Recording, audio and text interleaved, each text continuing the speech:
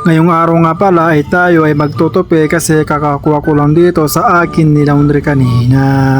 Kaya for the go, ito na nga tayo ay mag-uumpisa na magtupi sa atin ni laundry. Bago muna nga tayo mag-umpisa magtupi ay tatagtagin muna natin dito yung mga damit na hindi pa natutupi. Kasi nga hinintay ko muna to dumating to ni laundry ko bago muna ako magtupi. At yan na nga nakikita nyo na pinag-ahagis ko na dyan yung mga damit or mga shirt na hindi pa natutupi mga. Kaya yan na mga guys, dumating na ang ating ni laundry at kanina ko pa to kinuha mga. Sa totoo talaga hindi talaga ako magla-laundry. Problema nga kasi wala nga tubig dito mga guys. So wala na nga tayong choice kundi mag-laundry. Ang masakit talaga sa bulsa kapag week ka naglalaba o nagla-laundry. Actually kasi ako lang naman talaga dito yung tao dito sa bahay kaya ang ginagawa ko lang para makatipid ay tinitipon ko lang yung mga damit ko na aking nalabhan. Para din naman kasi makaiwas sa sakit na bulsa kasi napakamahal kasi ng laundry, diba? Akalain mo 180 isang kilo, diba? Kaya naman dyan mga guys, magkano yung laundry nyo kada isang kilo? Hindi naman kasi lahat ay pinalaundry ko kasi nga lahat ng mga nakalagay sa cabinet ay hindi ko na ginagamit ay pinalaundry ko na lahat. Kaya hindi nga doon nagkasya doon mismo sa 8 kg kaya dinagdagan ko, diba? Sa alangan naman na magbabayad ka na 180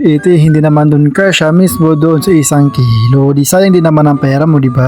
Ito na, nakalimutan at nalagpasan na natin at tayo dito yung nagtutupi na kasi kailangan na natin itong tupiin kasi may pupuntahan pa ako dyan mga guys. So ang ating nilaundry dyan ay 10 damit at 7 short naman dyan mga guys. Ewan ko kung yung talaga ang dami ng aking pinalaundry na 10 damit at 7 short mga guys. Kasi nga totoo talaga ipapalaundry ko talaga 7 damit at 7 short mga guys. Naman na hindi naman kasali sa bilang na 3 damit ay talaga galing dyan talaga mismo sa may cabinet na hindi ko talaga ginagamit. Lumalayo na ito sa usapan. Ang usapan lang naman dito ay pagtutupi. Baka mamaya mapunta ka pa sa ibang bansa or di kaya sa nangyayari sa Middle East. Tapos nga na ikwento yung pagtutupi, sige kwento mo naman nangyari sa isa pati sa Iran, diba? Kasi chismosa ka talaga Yan chismosa ka ng bayan or tagapagtanggol ka ng mga chismosa. So ito na nga mga guys, nagtutupi na tayo dyan. Baka sabihin naman ng iba, bakit ka naman daw iniba yung pagtutupi kahit na naman daw nakatupi ng maayos mismo dun sa malawi. Paano ba naman napakalaki ng pagtutupi nila kaysa pagtutupi ko? Ang ginawa ko na lang ay pinaliit ko na lang kagaya ng pagtutupi ko dyan sa mga nakalagay dyan mismo sa may cabinet. So ito na nga, kakatapos lang natin magtupi ng mga short at mga damit at ito na nga ilalagay na natin siya sa cabinet. At inayos ko rin dyan ng maayos ang ating mga tinupi mga guys. Sana nga naman nagmakahirap ka magtupi, so nangyari nagulo kasi tamad